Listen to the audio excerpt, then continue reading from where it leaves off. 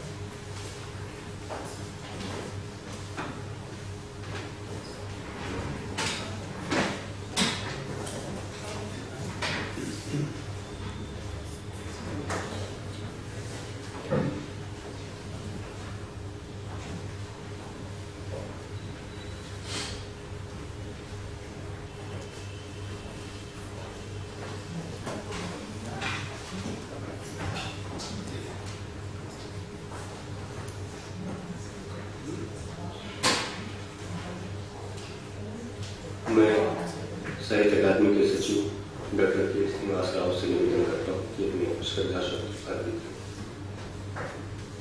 नमस्कार।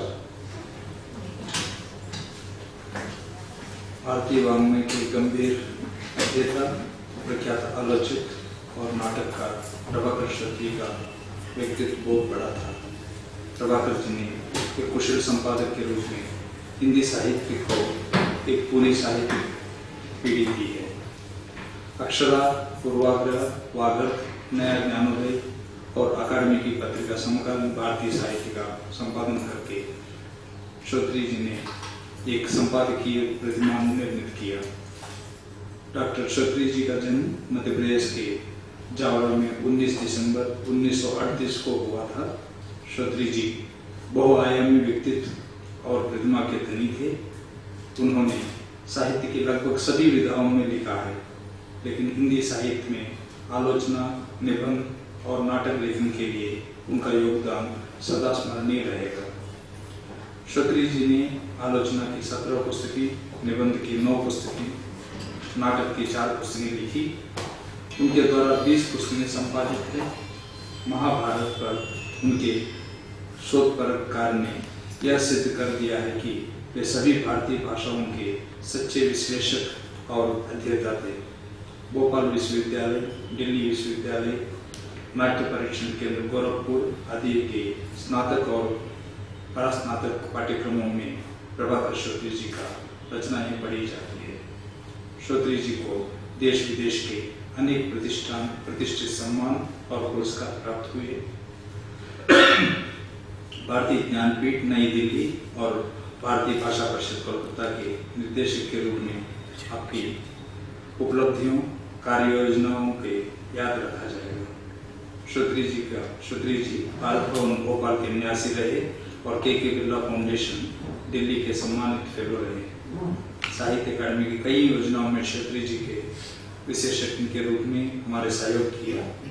श्रोत्री जी अकादमी के शुभचिंतक, सहयोगी और मार्गदर्शक थे। अकादमी प्रभाकर श्रोत्री जी के निधन से अत्यंत दुखी है। प्रभाकर श्रोत्री जी लगातार संघर्ष और विपरीत परिस्थितियों में काम करने की चुनौतियां लेने वाले, सिद्धांतों से समझौता न करने वाले दृढ़ व्यक्ति थे। लेखक, कुशल संपादक, नाटककार प्रभाकर श्रोत्री जी का जाना साहित्य संसार की अपूर्णीय क्षति है। साहित्य परिवार जी के ओर से प्रभाकर श्रोत्री जी के प्रति विनम्र श्रद्धांजलि। और उनके परिवार की सभी लोग आप सब जानते होंगे, सबको हरिद्वार गए हैं उनकी इच्छा के अनुसार।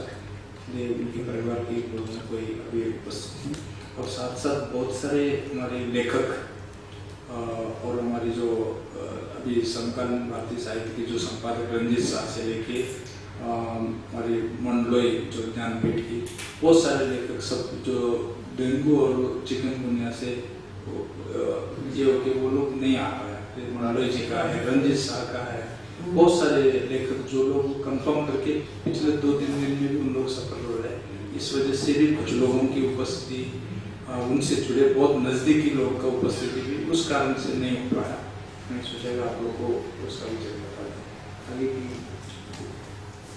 मैं आदरणीय वीर प्रताप मैत्री जी को निवेदन करता हूँ कि श्रद्धांजलि। प्रभाकर जी के जाने का समाचार 2-3 दिन पहले मुझे मिला। हतप्रभ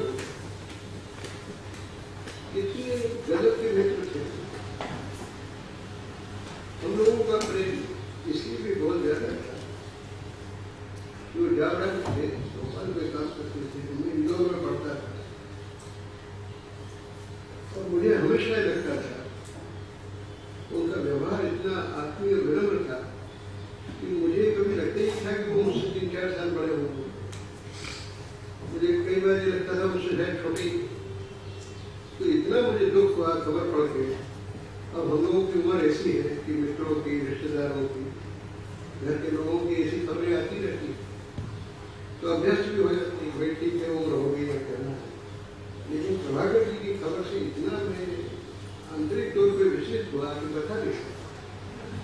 क्योंकि मैंने इतनी हमारी लंबी मित्रता 50 साल की रही हो, उनको एक अद्भुत व्यक्ति की तरह पाया।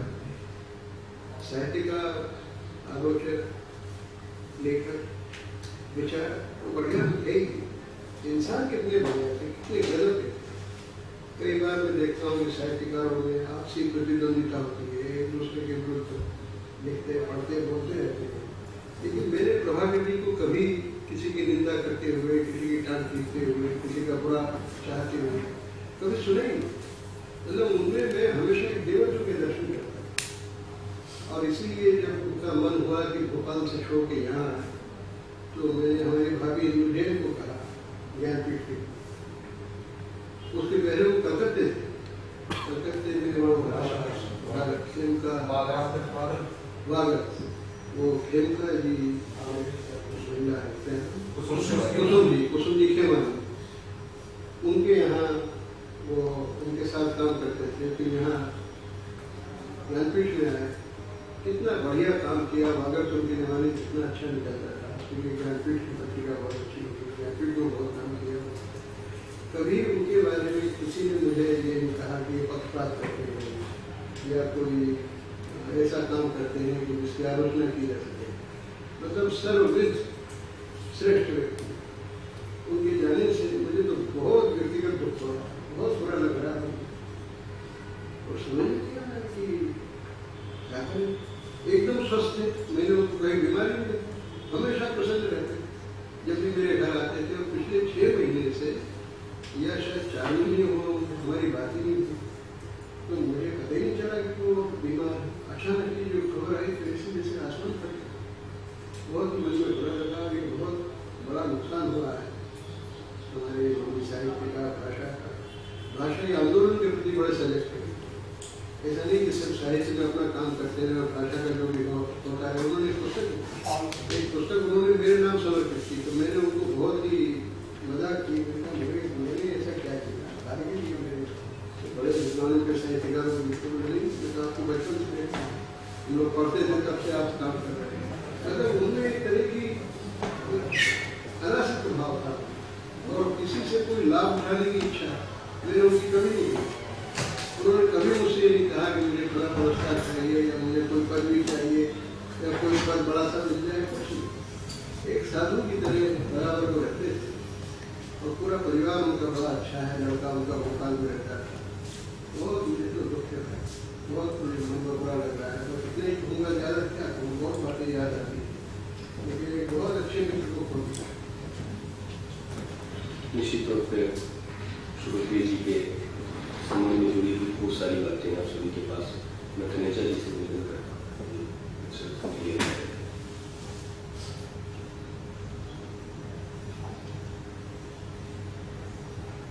मित्रों, आज पहली बार ये महसूस हुआ है कि हमारे कर्म कांड कितने महत्वपूर्ण होते हैं। आज तक कभी इनके पक्ष में मैं नहीं रहा,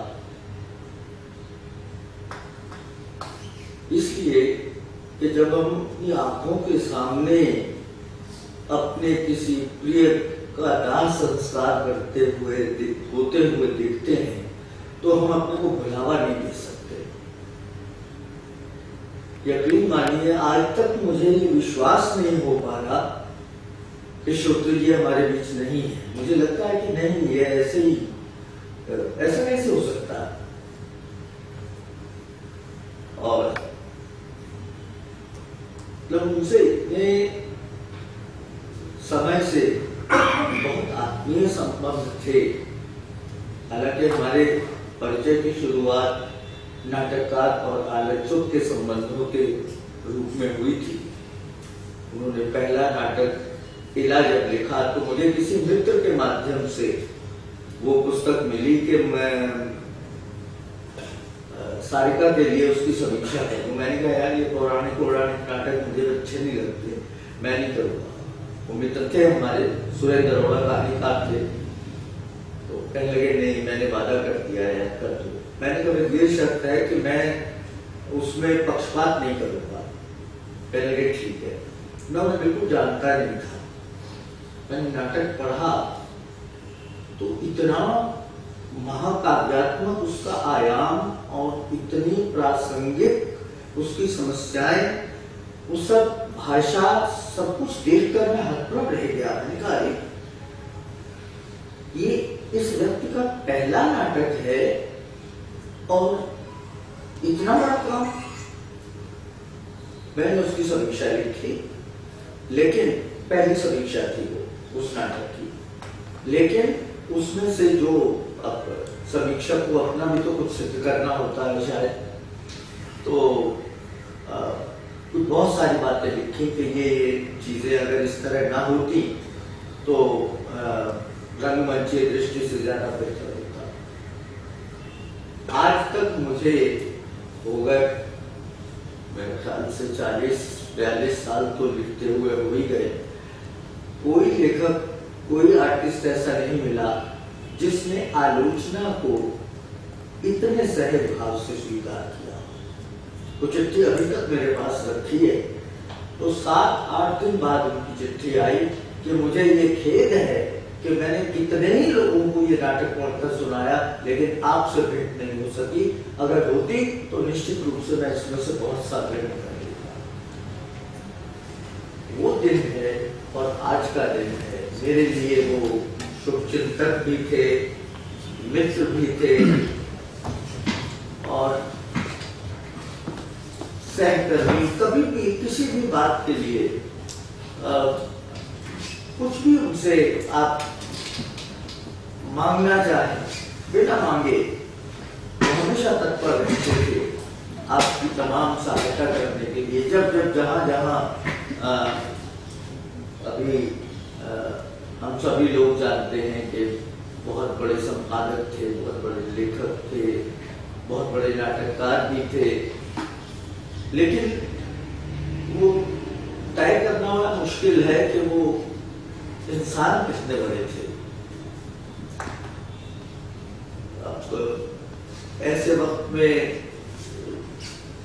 सारी बातें बड़ी व्यक्तिगत सी हो जाती हैं, पर कोई चारा नहीं होता कि वो कहाँ, मैं कभी उनके घर नहीं जा पाया क्योंकि मैं परेशानी हो जाए, मुझे स्वास्थ्यगत परेशानियां हैं, और वो गाजियाबाद के पास कहीं रहते थे और वहां से कभी भी जब भी इधर से गुजरते वो जरूर घर पर मिलने के लिए आते। और मेरी आखिरी मुलाकात उनसे घर पर ही हुई थी और इसलिए मुझे विश्वास नहीं हो रहा। उसके बाद भाभी जी ने और सब लोगों ने कहा कि फोन मत कीजिए, मिलने मत जाइए, वो मिलना नहीं चाहते किसी से। तो सचमुच मतलब अभी तक ऐसा लगता नहीं कि जब वो उस दिन इतने हंसते बोलते हमारे बीच से गए थे और आज हम उनकी शोक सभा कर रहे हैं, ये कोई सहज बात मुझे नहीं लगती। और मुझे लगता है कि मेरा बहुत ही एक आत्मीय और मेरा बहुत बड़ा शुभचिंतक, मेरा मित्र मुझसे बिछुड़ गया। और कहते हैं कि दोस्त और माँ की कोई उम्र नहीं होती, वो हमेशा हम उम्र होते हैं। तो उस नाते बड़े होने के बावजूद श्रुति जी हमेशा मेरे हम उम्र बनकर मुझसे मिलते रहे और मेरा उनका संबंध ऐसा ही था जिसे मुझे नहीं लगता कि मैं कुछ और इस विषय में कह सकता हूँ या कुछ जरूरी है, लेकिन मैं अपने भीतर से महसूस करता हूँ कि जैसे मेरी शख्सियत का कोई हिस्सा कम हो गया।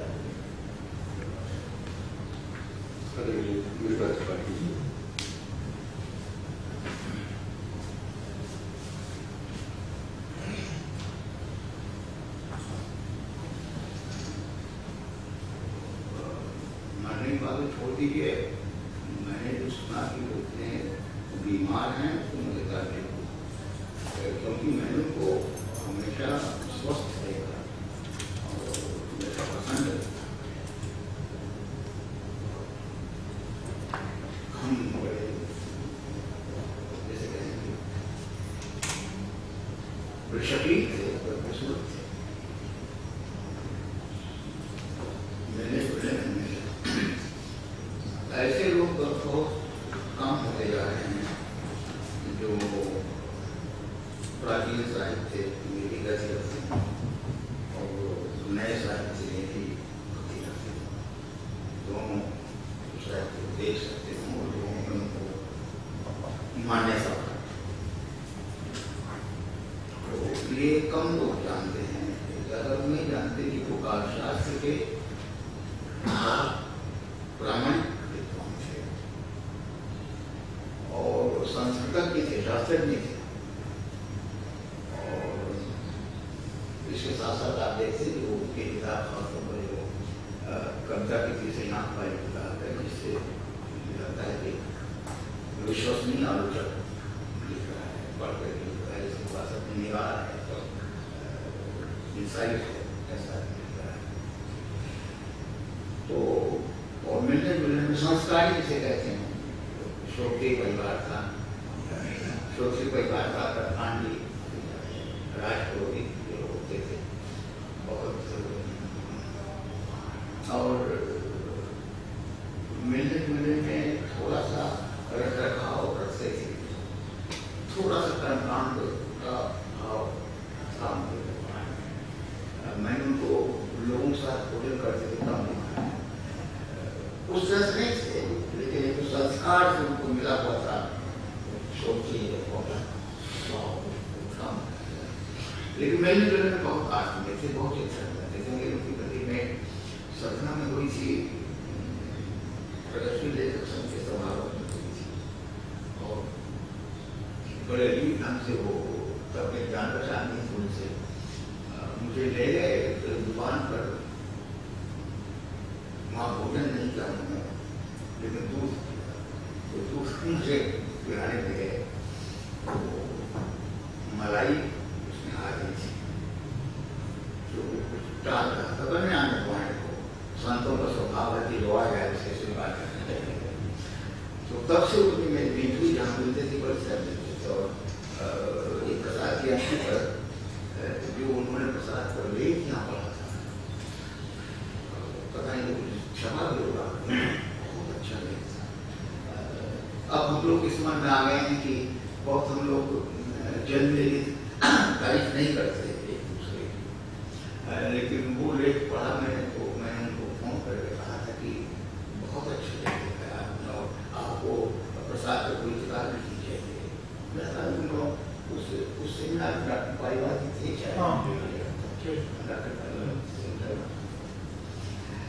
तो ये करके सब विकार हैं। और अपने से मरना तो सबका बुरा होता है, आपका कोई मित्र मरता है तो उसके साथ आपका भी आप कहीं कहीं मर जाते हैं, ग्रहण की कविता करिए। लेकिन खासतौर पर जब कोई अपने से कम उम्र का आदमी जाता है तो बड़ी तकलीफ होती है। तो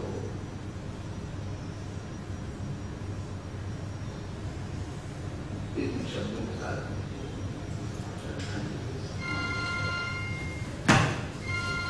जनाब शिमला अपने सांसद।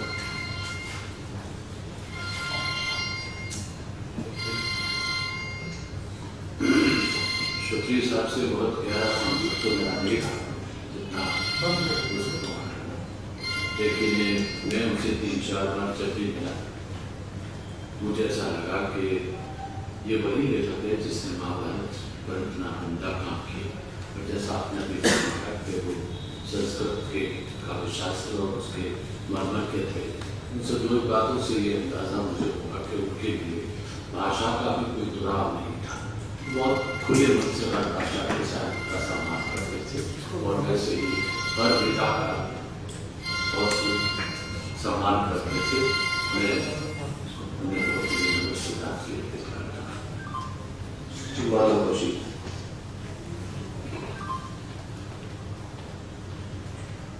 श्रोते जी के साथ ही पिछले कोई 8-10 वर्षों में इतना उनका स्नेह मिला, आशीर्वाद मिला। वाकई एक विशेष बात जो उनमें थी वो ये, चंडीगढ़ में उनके इला नाटक का मंचन हुआ, 2-3 बार हुआ है। उसका पंजाबी में अनुवाद भी किया सुशील पात्र ने, वो होने वाला था और वो बड़े उत्साही भी थे आने के, लेकिन अस्वस्थता की वजह से वो नहीं आ पाए।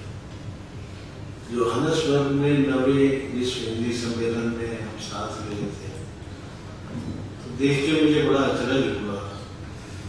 हिंदुस्तान में तो उनके जाने वाले थे, बाहर के लोग भी उन्हें भूल जाते थे। उनकी बहुत सारी किताबों पे जो चर्चा करने वाले विदेशी लोग हिंदुस्तान के भी जो बाहर रहते हैं वो मिले तो मुझे सच में अचरज हुआ। दूसरा अचरज और हुआ उन 7 दिनों में, जितने विद्वान हिंदुस्तान से गए थे सारे अधिकांश उनमें सैर सपाटे में थे। मुझसे कहने लगे कि मैंने एक आयोजन किया है, प्रोग्राम बनाया, तो मेरे साथ चलोगे। नेल्सन मंडेला म्यूजियम से लेके स्वेटो तक वो मुझे लेके गए और नेल्सन मंडेला के पुराने घर तक भी, जहाँ कुछ दिन वो नजरबंद भी रहे थे। और मैं देख के हैरान रहा कि हिंदी के साहित्यकार को दक्षिण अफ्रीका के इतिहास का भी बहुत ज्यादा ज्ञान, ये जो उनका रेंज था ये बड़ा कमाल का। दूसरी एक बात और थी कि जितनी पत्रिकाओं के वो संपादक रहे, ये बहुत ऊंचे पेडेस्टल पे जाके व्यक्ति नीचे के लोगों को नई पीढ़ी से उसका कोई ज्यादा रास्ता नहीं रहता। वो निरंतर हम जैसों से भी पूछते रहते थे, आजकल कौन क्या लिख रहा है, कहाँ लिख रहा है, कैसा लिख रहा है। तो बिल्कुल नई पीढ़ी के लेखों से भी उनका इतना जबरदस्त परिचय नहीं, बल्कि आत्मीय उनको मार्गदर्शन भी करते थे। और मैंने कई बार ऐसा होता है कि जो जितना बड़ा हिंदी में प्रखर लेखक है वो नए लेखकों को तो धुतकारता है एक तरह से, स्वीकारने की तो बात छोड़िए, वो उन्हें अगर सुझाव भी देते थे तो वो इतना विनम्र होता था कि वो सामने वाला उसको स्वीकार किए हुए रह नहीं सकता था। ये उनका बड़ा कमाल का था कि वो एक साथ 4 पीढ़ियों के साथ उनका सामंजस्य था। कभी की पंक्ति मुझे याद आ रही है कि हम न मरे ही संसार, शब्द शिल्पी कभी नहीं मरते, बेशक शरीर उनका हमारे बीच में ना हो। उनकी एक और बात मैं बताना चाहूँगा, जब ये भारत में महाभारत जब वो लिख रहे थे, उसके लिखने से पहले जो 10 वर्ष तक उन्होंने किताबें इकट्ठी की हैं, आप उसकी कल्पना नहीं कर सकते। मैं ऐसे 50 लोगों की लिस्ट दे सकता हूँ अलग अलग भाषाओं की, जिन्होंने हमसे पते लिए, हमसे पूछ के लिए, जिसका जो सूत्र मिला वो पुस्तक उन्होंने उपलब्ध करवाई, उसको पढ़ने के बाद वो लिखी है। वो किताब मेरे विचार से वाकई भारत में महाभारत जिस भी रूप में दर्ज, इवन के बोलियों में भी, उसमें एक चैप्टर भीलों के ऊपर है, भीलों का महाभारत, वो तो इतना चौंकाने वाला आप पढ़ेंगे तो हैरान होंगे। तो एक तरह से एक बड़ा आलोचक भी, एक बार जब वो कोई पिछले साल बीमार हुए, हमारी साहित्य अकादमी के जूरी में के सदस्य थे वो, मैं भी उस समय था, तो हॉस्पिटल से सीधे आए थे, उनके कैनुला लगा हुआ था। कहते मैं डॉक्टर से छुट्टी मांग के आया हूँ कि वो बड़ा महत्वपूर्ण काम मुझे जाना है। ये एक तरह की साहित्य के प्रति कमिटमेंट, ये चीजें बड़ी, जो आदमी चंडीगढ़ से दिल्ली में आता है उसको तो बड़ा कमाल लगता था, क्योंकि दिल्ली का बाहर के लोगों के मन में कोई ज्यादा अच्छी छवि नहीं है। ये बिल्कुल सच है। हमारे मन में तो यही था कि जितना बड़ा लेखक है उतना ही बड़ा उसका अहम है, और अहंकार को तो मीनार से भी ऊपर होगा। लेकिन ये चीजें बड़ी कमाल की लगती थी। कोई 1 साल पहले फोन पे जो मैंने कहा कि मुझे पता लगा आप अस्वस्थ हैं, कहते तेरे में फिराक का शेर सुनाता हूँ कि जिंदगी जीने की खातिर लोग कोई चाहिए, सिर्फ सेहत के सहारे जिंदगी चलती। ये उनका जीवन था। मैं अपनी ओर से और सभी मेरे जैसे जितने अनुष्ठान उनके, जिनका उन्हें स्नेह मिला, मार्गदर्शन मिला, विनम्र श्रद्धांजलि इस इला नाटक के बारे में कन्हैया जी ने आपको भी बताया, इला दिल्ली विश्वविद्यालय में पढ़ाया तो जाता ही है। नेशनल बुक ट्रस्ट ने 11 भारतीय भाषाओं में उसका अनुवाद भी किया है, कुछ अभी प्रक्रिया में भी है। और श्रोते जी के जिस संपादकीय व्यवहार के बारे में भी जिक्र किया, वागर्थ में पहले उन्होंने युवा पीढ़ी को छापा, जिसमें से कई बड़े महत्वपूर्ण नाम बाद में बन के उभरे। कैलाश वनवासी, कविता, अन्ना मिश्र, पराग मंगले प्रमुख लोग। इन लोगों को पहले उन्होंने वागर्थ में छापा, और बाद में जब वो भारतीय ज्ञानपीठ आए तो भारतीय ज्ञानपीठ से उन्होंने जब नया ज्ञान दोबारा शुरू किया, उसमें प्रकाशित किया। और बाद में पुस्तक एक छोटे आकार की, दिवाई आकार की, उन्होंने 8-10 रचनाकारों की चुन करके पुस्तक छापी, और बाद में वही नाम आज प्रतिष्ठित हुए हैं युवा पीढ़ी के रूप में। तो बाद में एक और भी निदेशक थे, मैं नाम नहीं लेना चाहता हूँ, क्रेडिट अपने नाम लेते थे, जो कि सच्चाई यही थी। तो ऐसा उनका व्यक्तित्व था कि जो बड़े रचनाकारों से भी उतना ही जुड़े हुए थे। जैसे कि त्रिपाठी जी ने कहा कि एक मध्यकालीन साहित्य के विशेषज्ञ से होती हुई युवा पीढ़ी तक के लोगों पर नजर रखते थे। मैं रानी परिवार जी से निवेदन करता हूँ कि श्रद्धांजलि दी।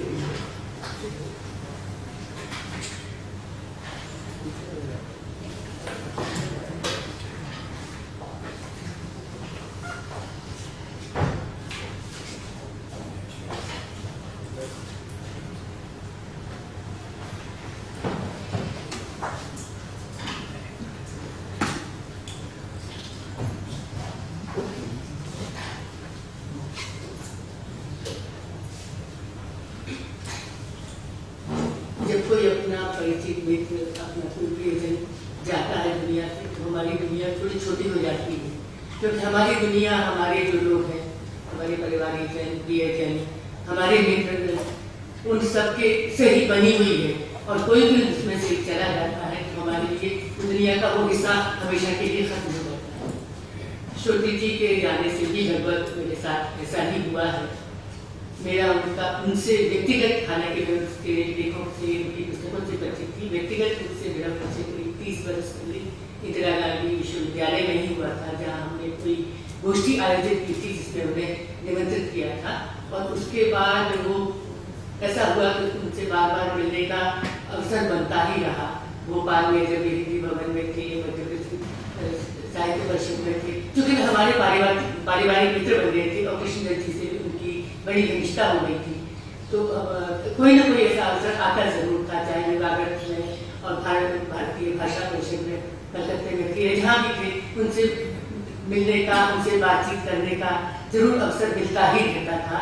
और जब वे दिल्ली में आ गए और ज्ञानपीठ में आए, ज्ञानोदय निकाला, या उसके बाद साहित्य अकेडमी में थे, तब उनके लेखक, संपादक, आलोचक व्यक्तित्व से जरूर कोई न कोई संपर्क और वो होता था।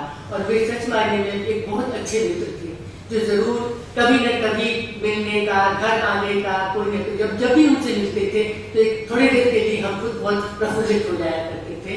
और जैसा कि हम सब जानते ही हैं कि वे भारतीय काव्य शास्त्र के बहुत अच्छे उन लोगों में से थे, जानकार लोगों में से, जो लोग बहुत कम ऐसे लोग रह गए हैं। तो विश्वविद्यालय के कामों के लिए भी अक्सर मैं उन्हें तकलीफ दिया करती थी कि कभी न कभी हमारे विश्वविद्यालय में आकर ये काम समझिए, और अपने सारे व्यस्तताओं के बावजूद वे उन कामों को किया करते थे। और अपने लेखन में वे, ये सच बात है कि जितनी वे परंपरा के जानकार थे, उतने वे आधुनिक चीजों से जुड़े हुए थे। अभी बातचीत हुई, संदर्भ आया था उनके भाषण का जो प्रसाद हुए संगोष्ठी में उन्होंने दिया था, जिसमें उन्होंने जयशंकर प्रसाद को, कामायनी को आधुनिक पर्यावरण, पारिस्थिति और के संकट के रूप में और परिवेश से जो हमारे जुड़ाव खींच रहे हैं, उन सब संदर्भों में उनके नए ढंग से व्याख्या की थी। तो जो श्रुति जी, इसके अलावा भी हमेशा कहा गया कि वे हमेशा लोगों को प्रमोट करते थे। कोई भी चीज लिख के ले जाओ, कोई चीज उनके साथ सामने आए, चाहे पत्रिका के लिए, किसी चीज के लिए, तो वे उसको बहुत खुले मन से अप्रिशिएट करते थे। चाहे कोई नया व्यक्ति जाए, चाहे कोई काफी दिन से काम करते हुए व्यक्ति जाए। एक बार उन्होंने मुझे फोन किया, उन्होंने कहा कि मैं ज्ञानोदय का बाल विशेषाल निकाल रहा हूँ, जापान में बच्चों को कुछ भी आप लिख सकते हैं तो लिख दीजिए। और मैंने तैयार करके जब दिया तो उन्होंने बहुत ही ज्यादा उस पर प्रसन्नता जाहिर की। उन्होंने कहा ये बिल्कुल नए ढंग का है, इससे मैं सबसे पहले शामिल हूँ। ऐसी बहुत सारी स्मृतियाँ हैं जो उनके साथ जुड़ी हुई, जो पारिवारिक संबंधों के रूप में भी कि उनकी कमी हमें बहुत खली है और खलती है। कमल कुमार,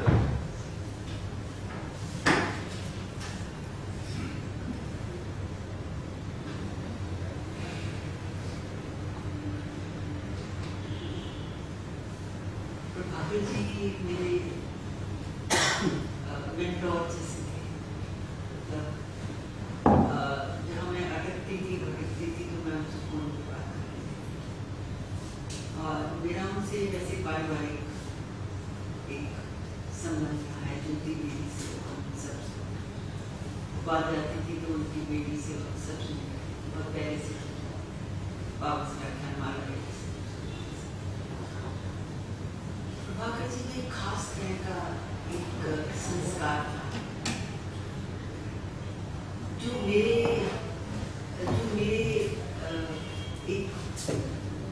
थोड़ा सा उससे अलग हो जाती थी। तो कभी कभी हम आपस में जैसे थोड़ा सा उसके बारे में चर्चा भी करते थे। तो जैसे मेरी एक सोच है जो हमारे जगत करते हैं, राम कह सकता है तो समाज। तो उन्होंने भी मैंने उनको बताया कि उन्होंने उसकी कहानी तो महाभारत उनको सबसे क्या था कि एक उन्हें खास तरह का धार्मिक संस्कार था। एक बार मुझे याद है कि ज्योति और हम नीचे बैठे थे जीप में, तो मैं इधर बैठी थी, तो ज्योति बैठी थी दूसरी तरफ, मैं बीच में बैठी थी। तो प्रभाकर जी आए तो वो मेरे साथ नहीं बैठे, वो अगली सीट पे बैठे। तो ज्योति कोई और रही थी। तो जब हम होते थे तो कहते थे प्रभाकर जी की मेरी से लड़ाई है, जिससे लड़ाई क्यों होगी? कहते नहीं वो मेरे साथ बैठना पसंद नहीं किया। विजा जब तुम बैठी होती तो भी वो आगे बैठे गया। एक संस्कार है, एक सम्मान देने की बात है, इस बात को समझने की कोशिश करनी चाहिए। तो उनमें एक खास तरह का संस्कार था। और बहुत बार मैं भोपाल में शुरू से उनके पास जाती थी, यहाँ पर भी जो है ये शादी में गई हुई कभी कभी बहुत ज़्यादा थी, शादी में 2 बार गई थी। तो क्या है कि उनका जो एक विचारक का, एक विद्वान का, एक साहित्यकार का और एक उनका एक बड़े आयाम है उसके किला से लेकर, और उन्होंने जो किताबें लिखी हैं। तो और उनने फिर सबसे बड़ी बात है कि इतना बड़ा साहित्यकार, विचारक और वो होने के बाद भी उन्हें कहीं वो उस तरह का वो नहीं था कि मैं विशेष हूँ। किला हम उनके साथ ही देखने गए थे, वहाँ पर एक बार शायद मिराना हाउस में प्ले किया था, एक बार यहाँ पर भी हुआ। तो मिराना हाउस में सहदादी भी गई, तो वहाँ बैठे। तो जितना मैंने उनको जाना, जितना मैंने उनको समझा, तो मुझे हमेशा ये लगता था कि एक मेरे पास एक स्पोर्ट्स सिस्टम है। बालीबाजी में बहुत अच्छे स्पोर्ट्स सिस्टम है। तो उनका जाना जो है बहुत बड़ा वैक्यूम लगता है, बहुत बड़ा वैक्यूम। अगर वो तुम्हें कैसा लेकर जाते हैं, एक आघात, मतलब मुझे तो आघात ही महसूस हुआ। तो उसको कहना बड़ा मुश्किल है, पर नेचर, प्रकृति का जो एक दुनिया में उसको निकाला जा सकता है। और ज्योति का आज यहाँ नाम होना मुझे बहुत मतलब एक बड़ी एक अजीब सी मेरे मन में बात आ रही है कि अगर ये मीटिंग अगर हो सका होता तो शायद मुझे नहीं मालूम क्या सर्कमस्टांसेस में ज्योति या उनके परिवार के लोग होते तो शायद ज़्यादा अच्छा हो सकता था। आई एनीवे, तो हमारे बीच उनका साहित्य है, हमारे बीच उनकी स्मृतियाँ हैं, हमारे बीच उनके दिए गए जो उनके जो समय पर मुझे बहुत सी बातें था। एक बार हमारे मेरे उनको देखने की मिसअंडरस्टैंडिंग भी हुई, तो मैं थोड़ी सी आवेश में आ रहा थी, मेरी कमी है। तो उन्होंने IAC में बैठ कर, आई विल नॉट फॉरगेट, उन्होंने IAC में बैठ कर जिस तरह से मेरे से बात की, मैं आज भी उसको समझती हूँ कि इतनी अच्छी तरह से कोई समझाने वाला नहीं। तो छोटा भी मांगते थे, स्नेह भी देते थे और सम्मान भी देते थे। ये बहुत बड़ी बात है। तो प्रभाकर जी हमारे बीच में है, लेकिन उनकी पुस्तकें हैं, उनका विचार है, उनकी विद्वता है, उनकी स्मृतियाँ हैं।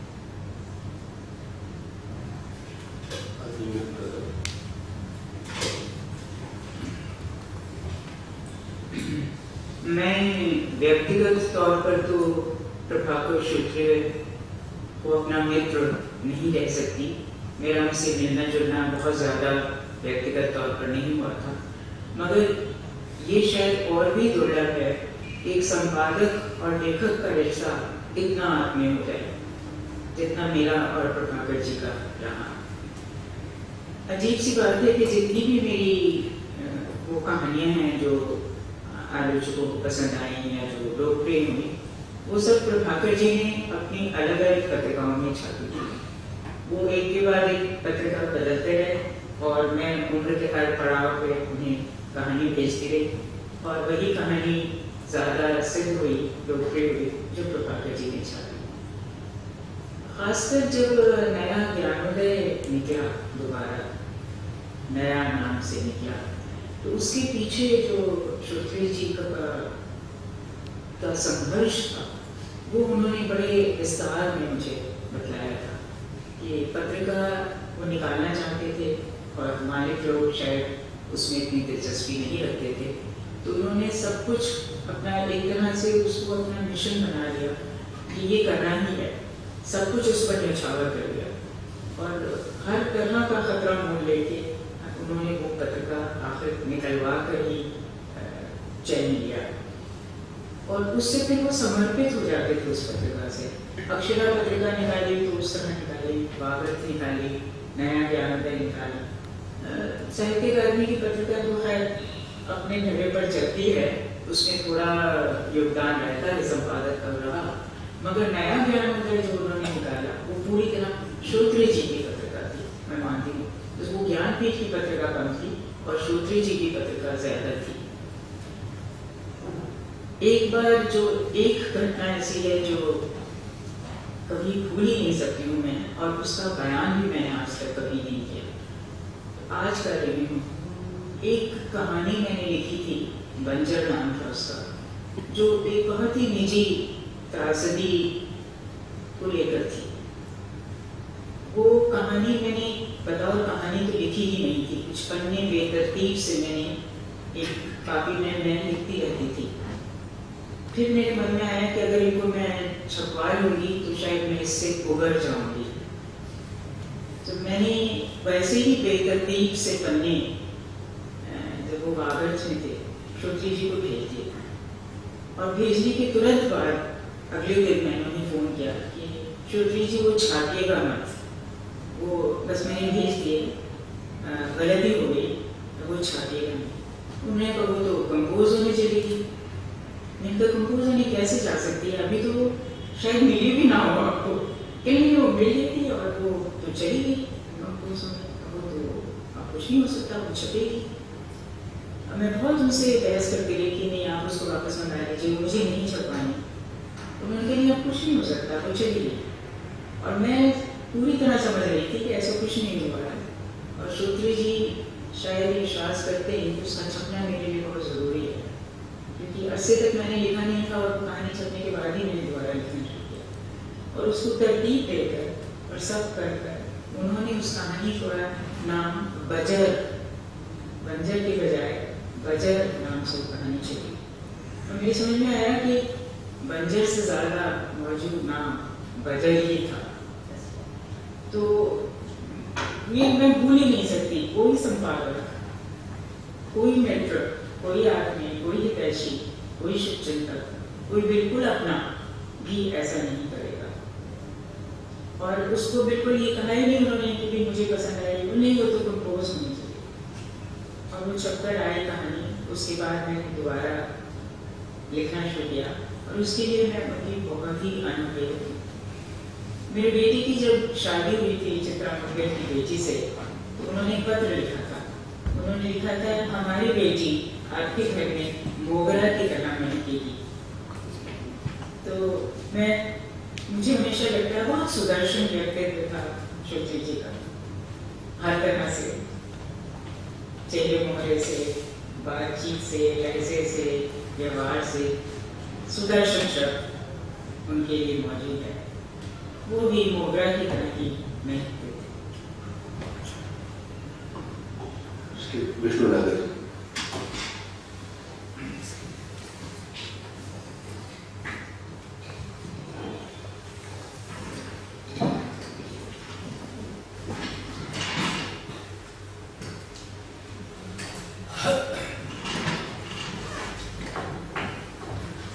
श्रोत्री जी से जो सबका रिश्ता है वो रिश्ता तो था ही, लेकिन एक और रिश्ता था जो कि वो ये रिश्ता था कि जिस कस्बे का मैं रहने वाला हूँ, मध्य प्रदेश के शाजापुर का, वहाँ के वो दामाद थे, और शरद जोशी और नईम के बाद तीसरे प्रख्यात साहित्यिक थे।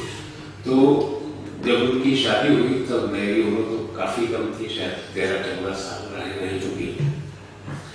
उस समय की छवि तो मुझे बहुत याद नहीं है, लेकिन उस परिवार से, जिस परिवार में शादी हुई थी, हम लोगों की बड़ी आत्मीयता थी, तो उस शादी में जाने का अवसर मिला।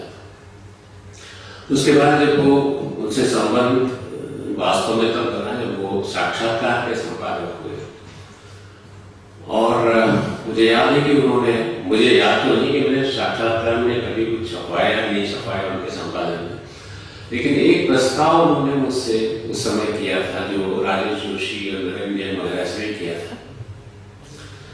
कि तब छत्तीसगढ़ अलग नहीं हुआ था। उन्होंने कहा था कि मैं लेखकों का एक दल छत्तीसगढ़ ले जाना चाहता हूँ, खासतौर पर जो लेखक मध्य प्रदेश के हैं उनका, तो आप ही चलिए। तो मैं उस समय नवभारत टाइम्स में संवाददाता था, लेकिन उसकी एक शर्त ये थी कि आप आने के बाद लिखेंगे इस पर। और मैं बुनियादी रूप से पत्रकार हो, वो भी दैनिक अखबार का और संवाददाता, तो मैंने कहा कि नहीं, ये ऐसा नहीं हो सकता, मैं जाऊंगा तो लिखूंगा जरूर। और मैं नहीं गया। लेकिन बाद में मुझे पछतावा हुआ कि ये 7 दिन जो है आदिवासियों के साथ रहने का, उनको जीवन को देखने का, निकट से जानने का जो मौका मुझे रहे थे, वो ज्यादा मूल्यवान था। लिखना न लिखना वो एक अलग बात होती, शायद कोई और रूप उसका बन जाता जिससे लिखा भी जा सकता था।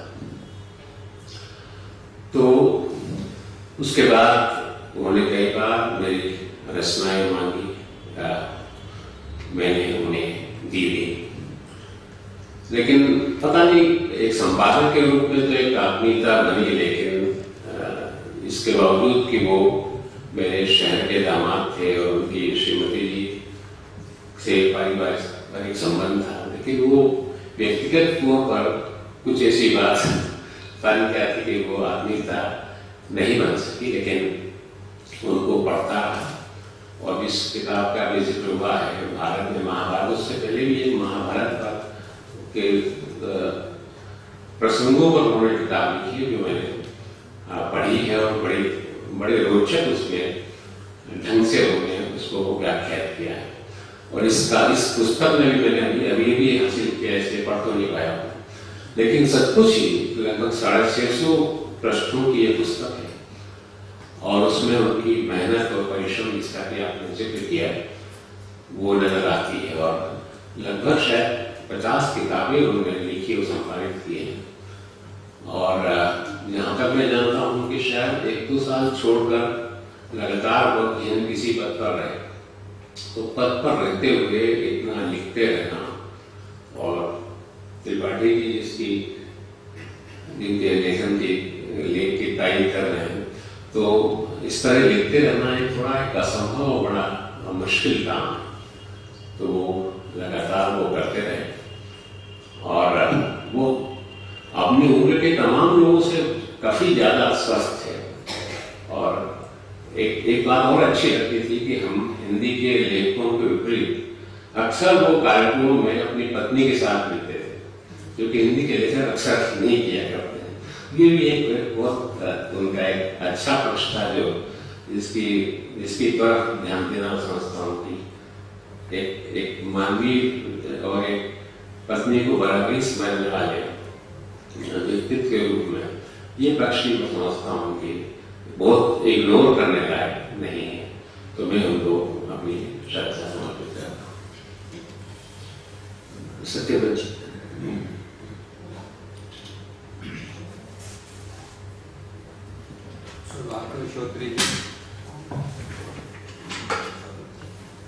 प्रभाकर श्रोत्री जी जितने अच्छे रचनाकार और आलोचक थे, वैसे ही उतने सरल सहज इंसान थे। मैं उनको वक्ता के रूप में बहुत पसंद करता था। कहीं की गोष्ठी वगैरह हो, जहाँ वो जाने को मैं सुनने जाता था, बहुत अच्छा लगता था। सफेद सफारी सूट पहने हुए और कभी कुर्ता पजामा पहने हुए, और किसी दोस्तों में मिलते और वहां मंच पर खड़े होकर बोलते बोलते जब अपनी लय में आ जाते,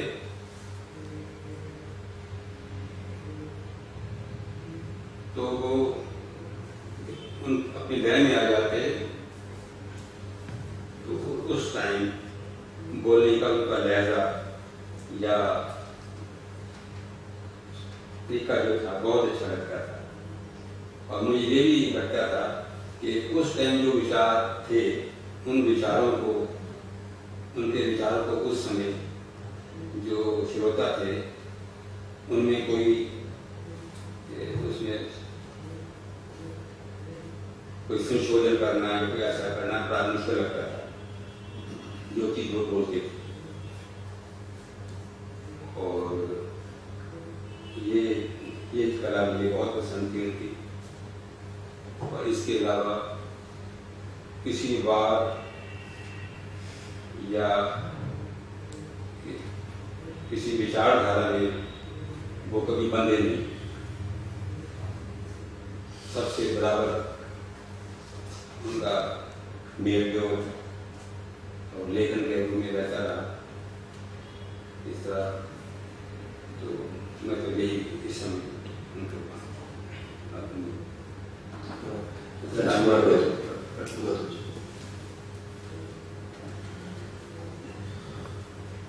मित्रों, ये समय श्रोत्री जी के साहित्यिक मूल्यांकन का शायद कम है। जो सबसे बड़ी क्षति हम लोग महसूस कर रहे हैं वो उनकी उस उपस्थिति की है जो उपस्थिति नहीं होती थी, बल्कि एक तरह का साहित्य को आश्वासन होता था। वो अगर कहीं है तो ऐसा हो नहीं सकता था कि वो किसी दृश्य में लोग 60 वर्ष के बाद अक्सर घर बैठने की स्थिति में आया करते हैं, लेकिन मुझे लगता है कि उनके जीवन का जो सबसे उत्कर्ष चरण रहा वो उनके 60 वर्ष होने के बाद का ही रहा। अक्षरा उन्होंने जो अपने प्रयास से पत्रिका निकाली, अक्षरा निकाली, वागर्थ निकाला, फिर नया ज्ञानोदय और साहित्य अकादमी की पत्रिका को वो अंत तक देख रहे थे। तो उनसे मुलाकात तो शायद 30-35 साल पहले शिमला के सम्मेलन में हुई थी, और तब से एक लेखक, और वो लेखक भी थे संपादक आलोचक, उस रूप में एक अजीब तरह का घालमेल बनता था कि कभी वो अपने मित्रों से अपने प्रकाशन से संबंधित पांडुलिपियां पढ़ने का आग्रह करते थे, कभी पुरस्कार के लिए अनुशंसाएं मांगा करते थे, कभी पत्रिका के लिए लेख लिखवाया करते थे, और कभी पता लगा कि आप इतने महत्वपूर्ण हैं लेकिन आपने जो अमुक रचना भेजी वो उन्हें पसंद नहीं आई, तो उन्होंने बहुत शालीनता से उससे भी अपना पल्ला बचा लिया। लेकिन वो इतना कौशल था उनके अंदर, या मैं कहूँ कि इतनी ईमानदारी और पारदर्शिता थी उनके अंदर कि आपको कभी उतना बुरा नहीं लगा। अगर उन्होंने कोई भी आपका प्रस्ताव स्वीकार किया तो उसके पीछे हो सकता है कि उनके तनिक पूर्वाग्रह भी काम कर रहे हों, लेकिन ऐसा कभी नहीं लगा आपको कि ये बहुत ही अलोकतांत्रिक है, ऐसा नहीं होना चाहिए, आप जैसे पुट्टी कर देते हैं, ऐसी कभी स्थिति उनके साथ नहीं। मुझे याद है जब वो साक्षात्कार देख रहे थे तो मैंने जैनेन्द्र जी ने अपना उपन्यास दशात बहुत दिनों के बाद लिखा, बहुत दिन उनकी लेखनी होती रही, और मुझे लगता है कि वो उनका अंतिम ही उपन्यास है, तो उन्होंने 15-20 वर्षों के अंतराल पर लिखा था। उपन्यास मैंने पढ़ा और सचमुच मुझे बहुत अच्छा लगा। तो आमतौर से तो ये होता है कि पत्रिका की तरफ से समीक्षक को पुस्तक आती है, लेकिन मैंने अपनी तरफ से समीक्षा की प्रभाकर शुक्ल जी को भेजी और कहा कि जैनेन्द्र जी पर कुछ कहना बहुत मुश्किल और बड़बोलापन सा लगता है, लेकिन फिर भी आप इस समीक्षा को देख लें। उन्होंने उस समीक्षा को छापा, बल्कि कोई उत्तर नहीं आया, बल्कि उन्होंने उस समीक्षा के छपे हुए पन्ने जो कुछ उसके 8-10 अतिरिक्त जो थी मुझे अलग से लिफाफे में भेजी, पत्रिका नियमित पत्रिका उसके बाद। इसी तरह से एक बार मैंने एक उपन्यास की समीक्षा उन्हें भेजी और बहुत दिनों तक कोई जवाब नहीं, कोई बात नहीं उसके बारे में। बाद में मैंने एक दिन पूछा कि वो समीक्षा मैंने कल साहब आपको भेजी थी, क्या हुआ उसका? तो उन्होंने कहा कि जब आपको किताब इतनी खराब लगी तो आपने लिखाई नहीं। तो इस तरह का उनका एक जो संपादकीय संरक्षण मिलता था, मुझे लगता है कि वो बहुत काम का था, और नई पीढ़ी के लिए तो बहुत ही काम का था। बहुत सारी यादें हैं, कभी कुछ लिखने का बना तो वो अवसर जरूर लेंगे। फिलहाल तो है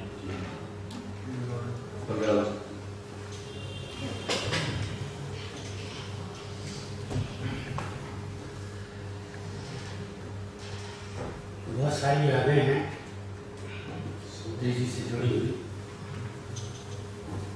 लेकिन कुछ ऐसी यादें आप लोगों से शेयर करना चाहते हैं जिससे उनके मनुष्य का। पहली बार भोपाल गया, एक होटल में ठहर गया। अगले दिन उन्हें फोन किया कि भाई साहब मैं आया। वो आए, मेरा का सामान पैक कीजिए, जब आप भोपाल आएंगे तो मेरे घर ही। उसके बाद ऐसा कभी नहीं हुआ कि मैं भोपाल गया कहीं और। वो भोपाल में नहीं थे तब की बात है। तो ऐसा बड़ा भाई ही कर सकता है।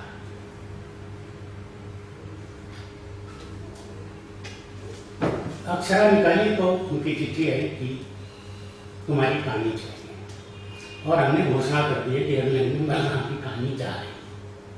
दूसरे अंक में मेरी एक लंबी कहानी सामने उन्होंने छापी। तो इतना भरोसा करते थे अपने मित्रों पर कि बिना किसी उसके कि हम घोषणा कर रहे हैं।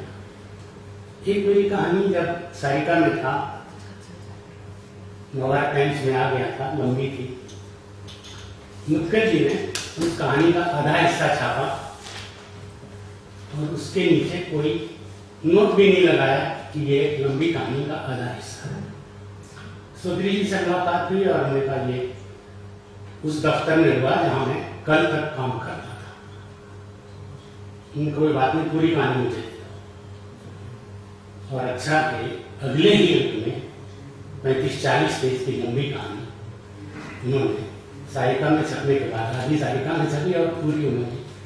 तो वो इस तरह का आदमी, व्यक्ति, बड़ा भाई जब जाता है तो कैसा लगता होगा आप सोचिए। उनके साथ बहुत सारी चीजें हैं लेकिन उनको स्मरण करने का वक्त नहीं है। उन पर पहली ही किताब आई थी शायद, कविता की तीसरी आंख। हमने नैनपुर में एक बड़ा आयोजन प्रभाकर सूत्री पर किया था।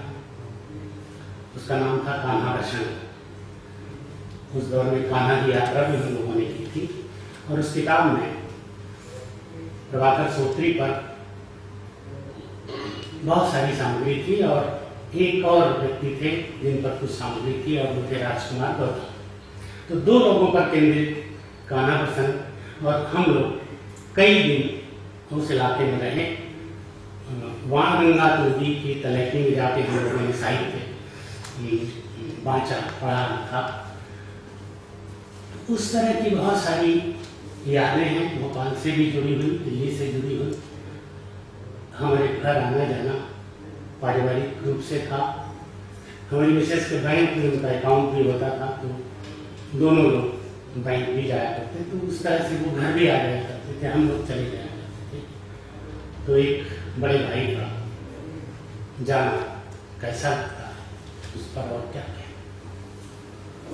यशोधर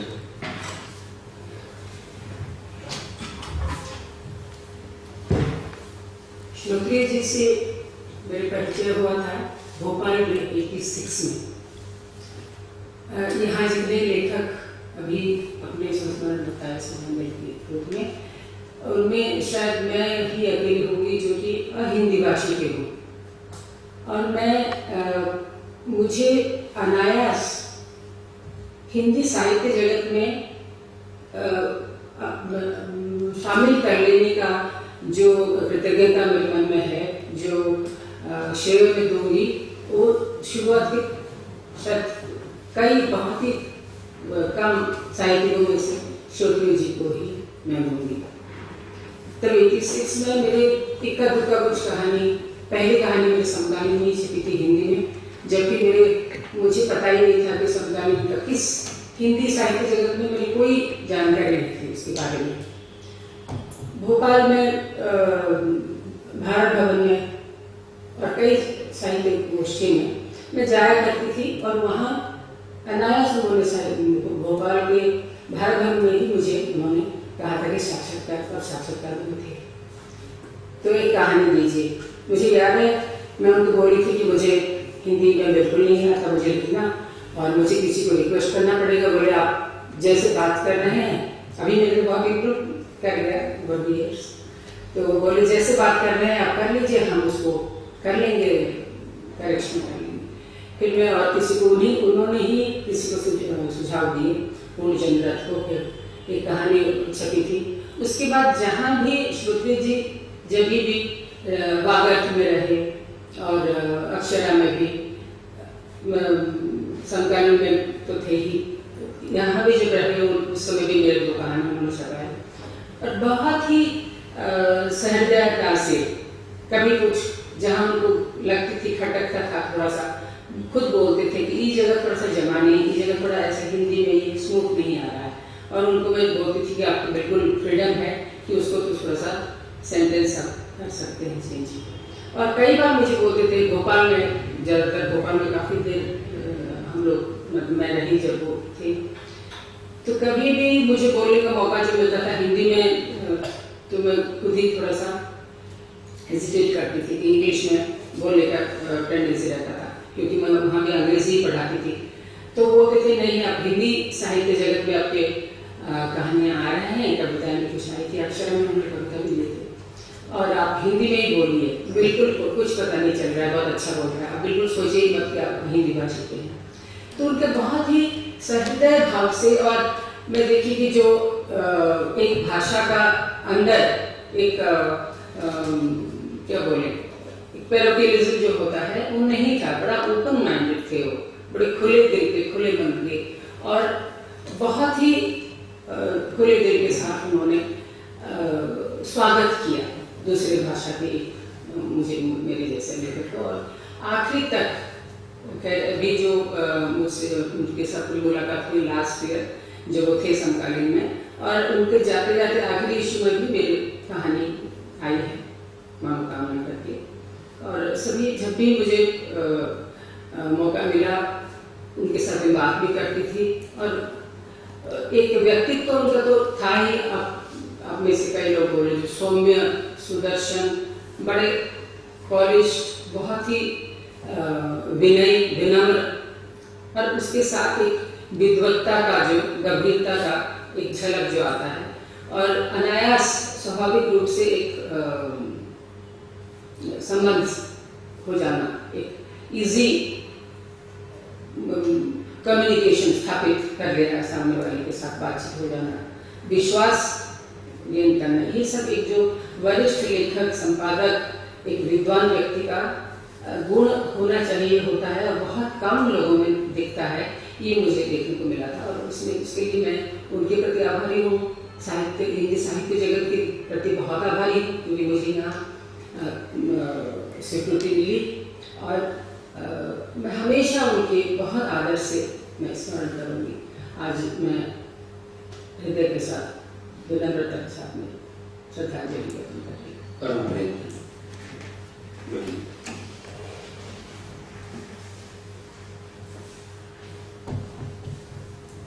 इसी महीने 5 साल पहले श्रोत्री जी ने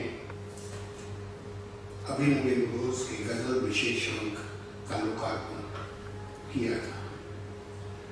उस वक्त उनके साथ मेरी पहली मुलाकात थी,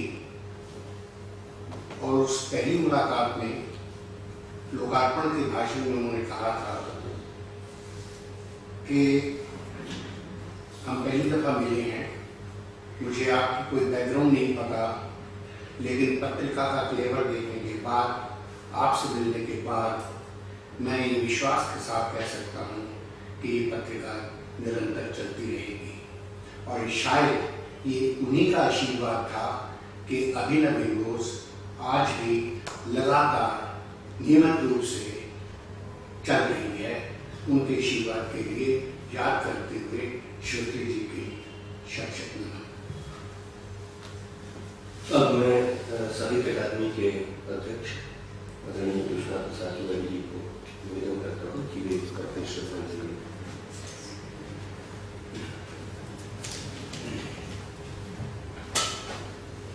मित्रों, आप सब लोग श्रोत्री जी से परिचित हैं, उनके काम से परिचित हैं, और मेरा भी लगभग वैसा ही उनसे संपर्क रहा है जैसे आप सब लोगों का रहा है। भोपाल में जब वो पढ़ाते थे तब से और अंतिम दिनों तक संपर्क रहा। मैंने ये महसूस किया कि श्रोत्री जी को कोई काम सौंपिए या खुद वो कोई काम जो करते हैं बड़ी जिम्मेदारी है, बड़ी गंभीरता से करें। पत्रिकाओं का जो उन्होंने संपादन किया, आज भी वे पत्रिकाएं निकल रही हैं, सभी जिनका उन्होंने संपादन किया। पूर्वाग्रह का भी कुछ दिनों तक किया, थोड़े दिन पूछा।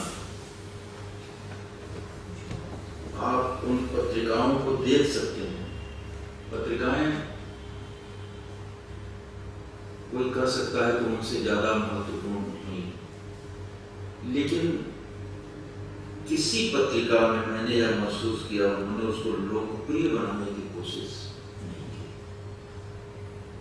पत्रिका लोकप्रिय हो, अधिक से अधिक उसके पाठक हों, उसमें ऐसी सामग्री दी जाए, इसकी कोशिश उनकी नहीं है।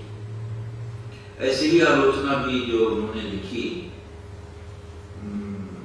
उन्होंने नरेश मेहता के बारे में, सिमोगल सिंह सुमन के बारे में, प्रसाद जी के बारे में, मधुसूदन गुप्त के बारे में, मतलब जो ऐसे लोगों के बारे में लिखा जिसके लिए कुछ लोग कर सकते हैं इंसान इनके बारे में क्यों लिखा, इनके बारे में क्यों नहीं लिखा, लेकिन श्रोत्री जी ने इसकी परवाह नहीं की।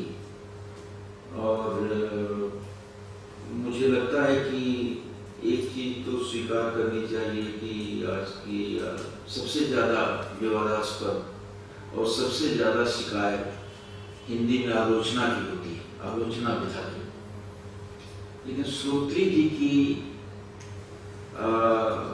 आलोचना पर कोई विवाद नहीं हुआ, कोई शिकायत नहीं हुई। वो बहुत ही गंभीरता से स्वयं पढ़ते थे और पढ़ते, और जैसा कि चर्चा उन्होंने की बलराम जी ने, सैद्धांतिक आलोचनाएं उनकी बहुत ही महत्वपूर्ण है। कविता की तीसरी आंख में जो बिंब के बारे में, प्रतीक के बारे में, छंद के बारे में जो लिखा है, वो मुझे आज भी बहुत महत्वपूर्ण लगता है। उनके सभी, उनके व्यक्तित्व के बारे में, उनके कृतित्व के बारे में आप सबने चर्चा की। मेघदूत के बारे में जो उन्होंने लिखा है, मेघदूत पर कितना लिखा गया है, न जाने कितनी पुस्तकें, और बाद में फिर मेघदूत पर एक पुस्तक लिखना, एक चुनौती भरा काम जो श्रोत्री जी ने किया। मैं इस समय बहुत कुछ अधिक न करके उनके प्रति अपनी श्रद्धांजलि अर्पित करता हूं। अब हम श्रोत्री जी को याद करते हुए 2 मिनट का मौन रखेंगे।